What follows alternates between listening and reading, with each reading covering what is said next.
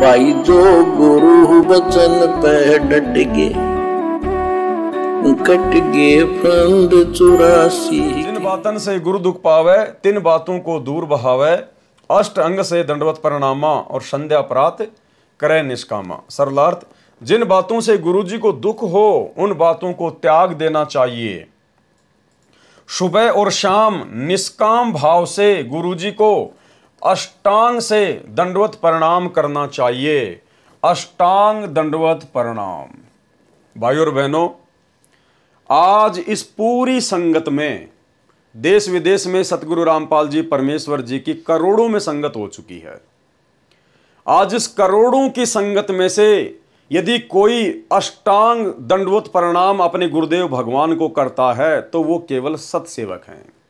सत्सेवकों के अलावा ना ही तो गुरु जी का परिवार अष्टांग दंडवत प्रणाम करता है, ना ही जितने भी कोऑर्डिनेटर हैं बड़े बड़े या छोटे छोटे ये करते हैं, और ना ही आश्रमों में जाने वाली संगत अष्टांग दंडवत प्रणाम करती है।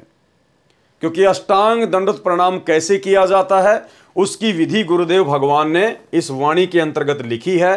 जब आप इस वाणी के अनुवाद को पढ़ेंगे तो आपको पता चलेगा कि केवल सत्सेवक ही अपने गुरुदेव भगवान को विधि विधान अनुसार अष्टांग दंडवत प्रणाम करते हैं। सुबह और शाम निष्काम भाव से गुरु जी को अष्टांग से दंडवत प्रणाम करनी चाहिए। अष्टांग दंडवत प्रणाम उसे कहते हैं जिसमें पेट के बल लेटकर मस्तिष्क, नाक, वक्ष यानी छाती, पेट, घुटने, हाथों की कोहनी, हाथों के पंजे, हाथ जोड़े हुए तथा पैरों के पंजे, ये आठों अंग पृथ्वी से लगे हों और डंडे के समान सीधा लेटकर जो नमस्कार किया जाता है उसे दंडवत प्रणाम कहते हैं। तो इस विधि से केवल सत्सेवक ही अपने गुरुदेव भगवान को दंडवत प्रणाम करते हैं। और साथ में गुरुदेव ने सत्संगों में बताया कि जब भी आप अपने गुरुदेव भगवान को दंडवत प्रणाम करें तो साथ में जो भी आपको मंत्र प्राप्त है, प्रथम मंत्र, सतनाम या सारनाम, दंडवत प्रणाम करने से पहले एक बार उस मंत्र का जाप अवश्य करें। एक या दो मंत्र अवश्य जाप करें। उसके बाद में आंखें खोलकर अपने गुरुदेव की तरफ देखें, उनकी फोटो की तरफ देखें, और उसके बाद आपको आठों अंगों सहित दंडवत प्रणाम करना चाहिए। आगे आपको थोड़ी विधि बताते हैं कि कैसे अष्टांग दंडवत प्रणाम किया जाता है। ये देखिए, अष्टांग आठों अंग सहित दंडवत प्रणाम करने की सही विधि। शरीर के आठों अंग जिन्हें दंडवत प्रणाम करते समय जमीन से स्पर्श करना होता है। जमीन से स्पर्श करने का मतलब है यदि आप अपने घर पर दंडवत प्रणाम कर रहे हैं, चाहे जमीन है या चाहे उसके ऊपर कोई कपड़ा बिछा हुआ है, या चाहे आप किसी बेड के ऊपर या घर की छत के ऊपर, जहां भी आप दंडवत प्रणाम करते हैं तो आपके शरीर के आठों अंग उन वस्तुओं से स्पर्श होने चाहिए। अगर आप किसी मैट के ऊपर या चटाई के ऊपर दंडवत प्रणाम कर रहे हैं तो मैट से वो आठों अंग स्पर्श होने चाहिए। कैसे? शरीर के आठों अंग जिन्हें दंडवत प्रणाम करते समय जमीन से स्पर्श करना होता है। हाथों के दोनों पंजे, जब हम दंडवत प्रणाम करेंगे तो हाथों के दोनों पंजे जमीन से स्पर्श होने चाहिए। हाथों की दोनों कोहनी जमीन से स्पर्श होनी चाहिए, दोनों कोहनी। मस्तिष्क यानी माथा, ये फोरहेड, ये माथा जमीन से स्पर्श होना चाहिए। नाक जमीन से स्पर्श होनी चाहिए।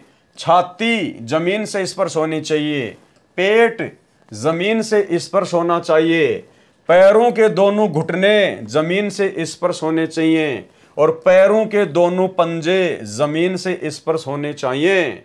और यह विशेष तौर पर ध्यान रखना है, दाएं पैर के पंजे पर बाएं पैर का हल्का सा पंजा चढ़ाकर दंडवत प्रणाम करना चाहिए, ना कि पैर के ऊपर पैर चढ़ाना चाहिए।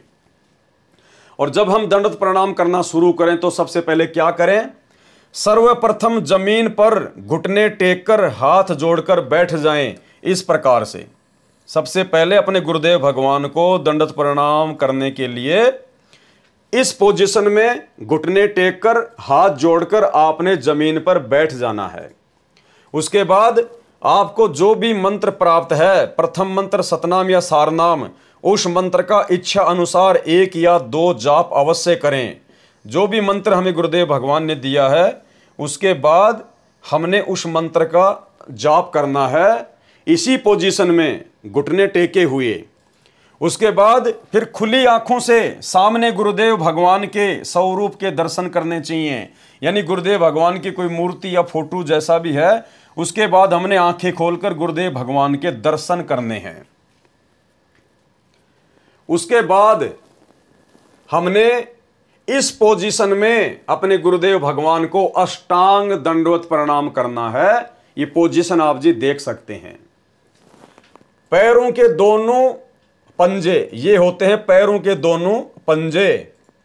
तो इसमें क्या है, दाएं पैर के पंजे पर बाएं पैर का हल्का सा पंजा चढ़ाना होता है। बहुत सारे भाई बहन क्या करते हैं, इस पंजे को यहां पर रखेंगे और उसको यूं खड़ा कर देंगे। नहीं, वो सही विधि नहीं है। परमेश्वर जी ने जो सही विधि बताई है वो ये है कि पैरों के दोनों जो पंजे होते हैं, दाएं पैर के पंजे पर बाएं पैर का हल्का सा पंजा चढ़ाकर इस प्रकार से, और फिर जो पेट है वो जमीन से स्पर्श होना चाहिए, छाती जो है जमीन से स्पर्श होनी चाहिए, नाक जमीन से स्पर्श होना चाहिए, हाथों के दोनों पंजे जमीन से स्पर्श होने चाहिए, हाथों की दोनों कोहनी जमीन से स्पर्श होनी चाहिए, मस्तिष्क यानी माथा जमीन से स्पर्श होना चाहिए, और ये घुटने, दोनों घुटने, पैरों के दोनों घुटने जमीन से स्पर्श होने चाहिए। इसको कहते हैं विधि विधान से अपने गुरुदेव भगवान को अष्टांग दंडवत प्रणाम करना। और जब भी हम अपने गुरुदेव भगवान को अष्टांग दंडवत प्रणाम करें तो भाइयों और बहनों निष्काम भाव से करना है। यह विशेष तौर पर ध्यान रखना है। परमात्मा कहते हैं जब तक भक्ति सकामना तब तक निष्फल सेव, और कहें कबीर वे क्यों मिले निष्कामी निज देव। यानी हमारे मन में गुरुदेव भगवान को दंडवत प्रणाम करते समय सिवाय भक्ति दान के, मर्यादाओं के, अन्य कोई भी सांसारिक इच्छा या डिमांड, मकान की, कार की, कोठी की, बच्चों की, नौकरी की, सुख की, संपत्ति की, वैभव की बिल्कुल नहीं होनी चाहिए। क्योंकि आपका गुरु अंतर्यामी है, आपका गुरु परमेश्वर है। वो आपकी पल पल की अंदर की सोच से खबरदार है, उसको बताने की आवश्यकता नहीं है। वो केवल समर्पण चाहता है कि ये बच्चा पूरी तरह से मेरे ऊपर समर्पित हो जाए। जिस प्रकार छोटा बच्चा 6 महीने या 1 वर्ष का बच्चा, वो बच्चा पूर्णतया अपने माता पिता के प्रति समर्पित होता है, माता पिता के अधीन होता है।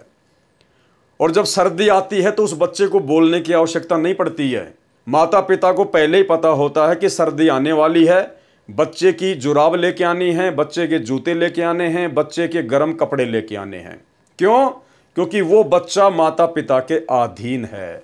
इसी प्रकार जब हम अपने गुरु के अधीन हो जाएंगे, और गुरु जी के अधीन होने का मतलब है गुरु जी के प्रत्येक मर्यादाओं में चलना, गुरु जी को ही परमात्मा मान के चलना, गुरु जी के अलावा अन्य किसी में भी भगवान को ना देखना। उसके बाद हमने अंतर्यामी सतगुरु रामपाल जी परमेश्वर जी से डिमांड करने की आवश्यकता नहीं है। वो परमेश्वर बिना मांगे उस मर्यादित भक्ति के प्रतिफल में अपने भगत को आवश्यक वस्तु अवश्य देगा, जिस वस्तु की वास्तव में भगत को जरूरत है। अनावश्यक डिमांड परमात्मा पूरी नहीं करेगा, चाहे आप कितना रो लेना, कितना धो लेना, कितना कुछ कर लेना। तो ये वास्तविक विधि परमेश्वर सतगुरु रामपाल जी ने यथार्थ भक्ति बोध के अनुवाद में बताई है, जो आपको यहां पर एक फोटो के माध्यम से समझा दी गई है। और अब आपको एक वीडियो दिखाते हैं। हाल ही का वीडियो है, ज़्यादा दिन नहीं हुए हैं। आपको राजस्थान के स्टेट कोऑर्डिनेटर का वीडियो दिखाते हैं। सोजत आश्रम जो राजस्थान के पाली जिले में है, उस आश्रम में समागम से पहले वो कम से कम 30-40 व्यक्तियों के साथ, यानी अपनी पूरी टीम के साथ, यानी मुख्य व्यक्ति सोजत आश्रम के जो लाखों की संगत को हैंडल करते हैं, लाखों की संगत जिन्हें अपना आदर्श मानती है और जिनके आदेश पर आंख बंद करके चलती है। वो सोजत आश्रम की पूरी टीम, जिसमें राजस्थान का स्टेट कोऑर्डिनेटर प्रकाश माड़ी, उसकी पत्नी अनु देवी, उसकी बेटियां, उसके जवाई, उसके सहयोगी लक्ष्मण दास, बजरंग दास, पवन दास और भी बहुत सारे गणमान्य लोग, उन सब लोगों ने दंडोत प्रणाम का एक वीडियो बनवाया।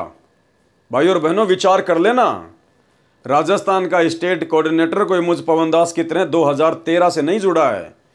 वो सन 2000 या 2002 के आसपास ही गुरुजी की शरण में आ गया था और जो आज पूरे स्टेट को हैंडल कर रहा है, पूरी की पूरी टीम, उनमें एक भी तो माई का लाल कोई ऐसा नहीं है जो सही विधि से दंडोत प्रणाम कर रहा हो। एक छोटा सा वीडियो दिखाता हूं उनका। गुरुदेव तो कह रहे हैं कि पहले अपने गुरुदेव भगवान को दंडोत करने से पहले मंत्र का जाप करना चाहिए, उसके बाद में खुली आंखों से गुरुदेव के दर्शन करने चाहिए और उसके बाद में आपने दंडोत प्रणाम करना चाहिए। लेकिन जब आप इस वीडियो को देखेंगे तो माथे में थप्पी खाएंगे कि हे परमात्मा, हमारा सौभाग्य जो आपने हमें साध संगति से जोड़ दिया और हमें आपके भक्ति मार्ग की ऐसी गूढ़ जानकारियां सुनने को मिल रही हैं। अगर हम भी इन्हीं आश्रम वालों के पीछे पड़े रहते तो ऐसे ही अंधेरे में तीर चला रहे होते।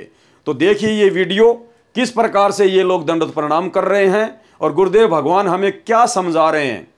यानी दंडोत प्रणाम करना तो भक्ति मार्ग की सबसे प्रथम सीढ़ी है और 20-25 साल से ये लोग, आश्रमों से जुड़े हुए लोग, बड़े बड़े कोऑर्डिनेटर लोग, गुरुजी के परिवार वाले, आज तक दंडोत प्रणाम करना भी नहीं सीख पाए हैं। तो आगे आपको ये क्या सिखाएंगे, क्या समझाएंगे, देखिए। दंडवत करते समय एक सतनाम का सुमरण अवश्य करना होता है। 1 सेकंड, ये 10 सेकंड मुश्किल से लगती है। श्वास उस श्वास का सिमरण करे प्रणाम करते समय।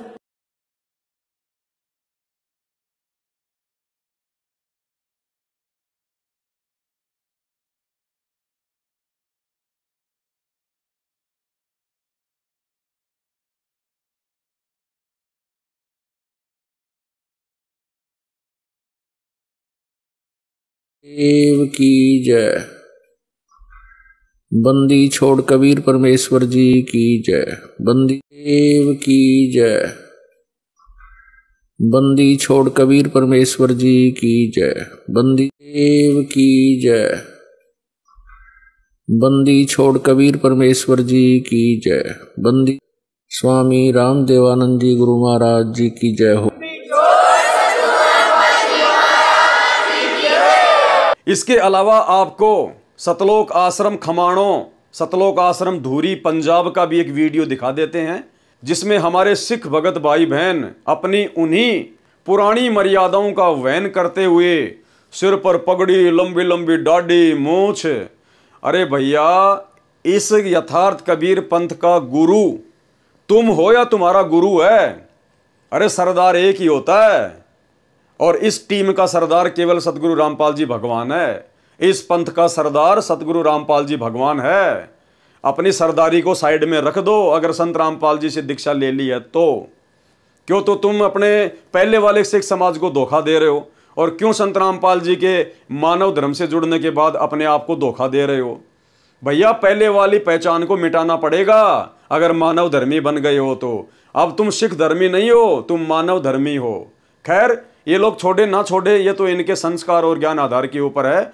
लेकिन सतलोक आश्रम खमाणो और धूरी का आपको वीडियो दिखाते हैं किस प्रकार से वहां भी इसी तरह भेड़ चाल में दंडोत प्रणाम किया जाता है। लोग ऐसे गिरते हैं जैसे भैंस चारे के ऊपर गिरती है। कोई मंत्र नहीं, कोई गुरुजी का दर्शन नहीं, कोई अरदास नहीं, सीधे जैसे भैंस चारे के ऊपर गिरती है। देखिए।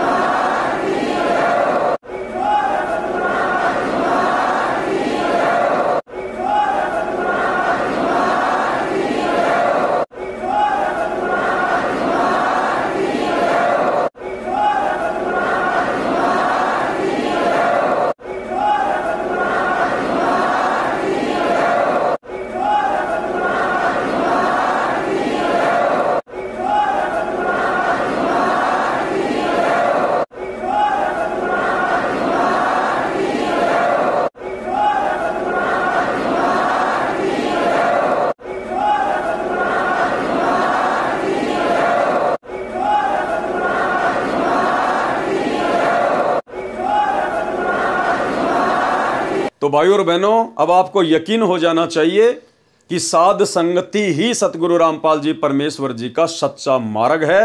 ये ट्रेनिंग सेंटर है जहां से परमात्मा सतलोक के लिए अपनी आत्माओं को तैयार कर रहे हैं। फिर पेट के बल लेटकर दोनों हाथों को सामने सिर के ऊपर से फैलाकर, देखो सबसे पहले हमने पेट के बल लेटना पड़ेगा। कब लेटना पड़ेगा? सबसे पहले हमने ये विधि अपनानी पड़ेगी। सर्वप्रथम जमीन पर घुटने टेक कर हाथ जोड़कर बैठ जाइए। आपने जो भी अरदास करनी है परमात्मा से कीजिए। उसके बाद आपको जो भी मंत्र प्राप्त है, प्रथम मंत्र सतनाम या सारनाम, उस मंत्र का इच्छा अनुसार 1 या 2 जाप करें इसी पोजीशन में। उसके बाद में आंखें खोलकर सामने अपने गुरुदेव भगवान के दर्शन करें और उसके बाद आपने शरीर के 8 अंगों सहित इस प्रकार विधि विधान अनुसार गुरुदेव को दंडवत प्रणाम करना है। मन में कोई डिमांड, कोई इच्छा किसी प्रकार की भक्ति के अलावा नहीं होनी चाहिए। फिर पेट के बल लेटकर, जैसे ये बहन पेट के बल लेटी हुई है, यानी ये औंधी लेटी हुई है, पेट के बल, दोनों हाथों के सामने सिर के ऊपर से फैलाकर, इन दोनों हाथों को ऐसे सामने सिर के ऊपर से फैलाकर, जैसे इसने फैला रखा है, पैर आपस में मिलाकर दाएं पैर के पंजे पर बाएं पैर का पंजा हल्का सा चढ़ाकर, दोनों पंजे आपस में मिलाकर, और दाएं पैर के पंजे पर बाएं पैर का हल्का सा पंजा रखकर, ना कि पैर के ऊपर पंजा रखकर, तथा उपरोक्त शरीर के सभी 8 अंगों को जमीन से स्पर्श करवाते हुए, उपरोक्त सभी 8 अंगों को जमीन से स्पर्श करवाते हुए डंडे की तरह सीधे लेटकर दंडवत प्रणाम किया जाता है। यह है असल में विधि। यदि विशेष कारणवश कभी दंडवत नहीं कर सके, माता बहनें गर्भ के कारण या कोई अन्य कारण, तो अपने मन में सच्चे भाव रखकर किया गया मानसिक दंडवत प्रणाम भी गुरुदेव भगवान को उतना ही स्वीकार्य होता है। किन्हीं विशेष परिस्थितियों में, जैसे माता बहनों की कोई डिलीवरी होने वाली हो, या किसी भाई का कोई एक्सीडेंट हो रखा हो, या कोई बीमार हो, दंडवत प्रणाम करने की स्थिति में ना हो, या किसी से लेटा नहीं जाता हो, तो ऐसी स्थिति में गुरुदेव भगवान अंतर्यामी है, जानी जान है, सब जानते हैं। तो ऐसी स्थिति में हमने मानसिक तौर पर अपने गुरुदेव भगवान को दंडवत प्रणाम करना चाहिए इसी विधि अनुसार, कि जैसे मैं घुटने के बल बैठा हूँ, गुरुदेव भगवान से अरदास कर रहा हूँ, जो भी मंत्र मिला हुआ है उसका मैं जाप किया मैंने, उसके बाद खुली आंखों से गुरुदेव भगवान के दर्शन किए, और उसके बाद शरीर के 8 अंग मानसिक रूप से जमीन से स्पर्श करते हुए निष्काम भाव से गुरु जी को दंडवत प्रणाम किया, तो वो दंडवत भी परमात्मा को उतना ही स्वीकार्य होता है। साधु भूखा भाव का, धन का भूखा नहीं। यदि विशेष कारणवश कभी दंडवत नहीं कर सके, माता बहनें गर्भ के कारण या कोई अन्य कारण, तो अपने मन में सच्चा भाव रखकर किया गया मानसिक दंडवत प्रणाम भी गुरुदेव भगवान को उतना ही स्वीकार्य होता है। यदि कोई भगत दंडवत प्रणाम कर रहा है तो उसके आगे से नहीं गुजरना चाहिए। यदि कोई भाई या बहन दंडवत प्रणाम कर रहा है, चाहे आश्रम हो चाहे अपना घर हो, तो जब तक वो दंडवत प्रणाम करके उठ नहीं जाता है तब तक हमने उसके आगे से नहीं गुजरना है। ये अपमान होता है, क्योंकि उस समय वो अपने गुरुदेव को सामने रखकर दंडवत प्रणाम कर रहा है, और सामने से गुजरने का मतलब है परमात्मा का दोषी बनना। दंडवत प्रणाम करते समय भक्ति, मर्यादा व मोक्ष के अलावा गुरुदेव भगवान से किसी भी तरह की सांसारिक इच्छा या भौतिक वस्तुओं की डिमांड अर्थात मांग नहीं करनी चाहिए। ये विशेष तौर पर ध्यान रखना है। जो गुरु बचन पे डट के कट गे फंद 84 के, कट गे फंद 84 के, कट गे फंद 84 के।